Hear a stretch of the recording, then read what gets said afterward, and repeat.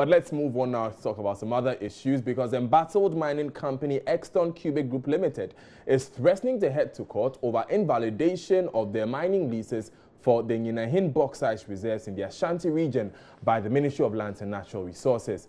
They insist the grounds for the ministry's moves were already denied by the company. This is the latest in a series of events relating to the bauxite mines, which began with the Ministers for Lands and Natural Resources and the Ashanti region openly disagreeing over the company's eligibility to mine bauxite in the area. Residents of Nyinahin also demanded the company leaves the area because they did not consult them, though their own chiefs denied this. Following this, John Peter Amewu at a news conference last week listed a number of requirements the company has failed to meet, resulting in the license's revocation. The company, however, says these claims are not based on fact. John News' Raymond Dakwa joins me in the studio with details of the letter. Welcome, Raymond. Thank you. So what is contained in Exton's letter? So they repeated what they have said before, consistently saying that you wrote to us 2 letters, one with reference SCR FC 100-12401A and a B to that particular letter on the same day. One actually invalidates an earlier letter. But the difference between these 2 letters, the first one says that the mining lease of this company, Exton Cubic, to work in the 3 areas of the bauxite, concession, those 3 have been revoked. The second letter says the 3 mining leases have not been revoked. They are invalidated because, and beyond those 2 lines, every other thing in the 2 letters are virtually the same. So the difference here is that the ministry lists 9 things they expected Exton Cubic to do, or 9 reasons why Exton Cubic cannot have a valid license or lease to operate in that particular area.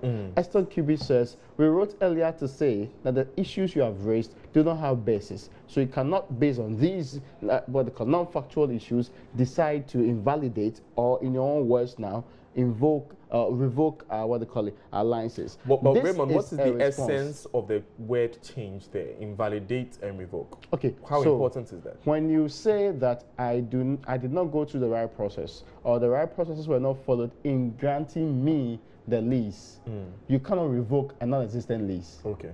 So you can declare as invalid what is non-existent and what I purport to have. Okay. But when you say revoke, you are saying that you admit I have a legitimate one, but you are taking steps now to correct a mistake that was in the process.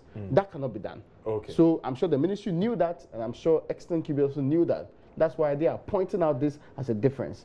That's why the ministry also quickly corrected what was the mistake in the earlier letter and insisted that the second letter supersedes the first letter.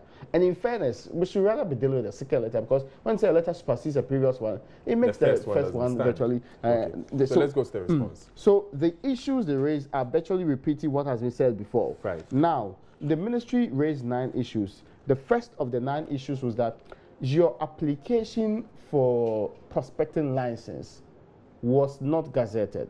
So what they do is that it has to go, and that's in section 13B of the Minerals and Mining Act, and also regulations 177 of the Minerals and Mining Regulations 22 of the LI specifically dictates that you would have to, your intent to go and do the prospecting has to be published in the Gazette. Okay. Copies sent to the various areas you want to do your prospecting. Prior to you being granted a prospecting license. So it's on the basis of that and others that you then get your prospecting license. The ministry says that was the first thing that they breached. They didn't do that.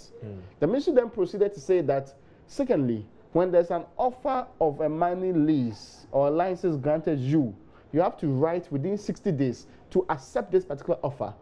The ministry insists that that was also not done. Now, there were also some specific environment-related and exploration-related issues. Raymond, finally, what is the crux of this statement? What are the final words? So they are saying that they do not believe the decision of the ministry is in the direction that the president wants to promote local businesses and bring up entrepreneurship and people who have actually brought up indigenous programs and projects which are supposed to help create jobs. They believe that the action is not in tune also with the laws of the country, and they are telling them that they will do everything possible within the remit of the law to protect and also realize its rights under the leases they're giving them.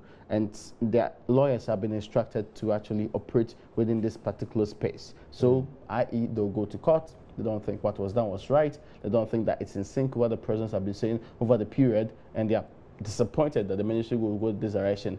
Even though, and I've seen, for example, they have shown some evidence that out of the 9 issues raised, about 3 of them, they have documents covering it and indicating that we did that. Okay. So what happens to the rest of them? So we'll see how that pans out in court. It looks like a very interesting court case. Certainly. Thank you very much, Raymond Dakwa, for bringing us those details.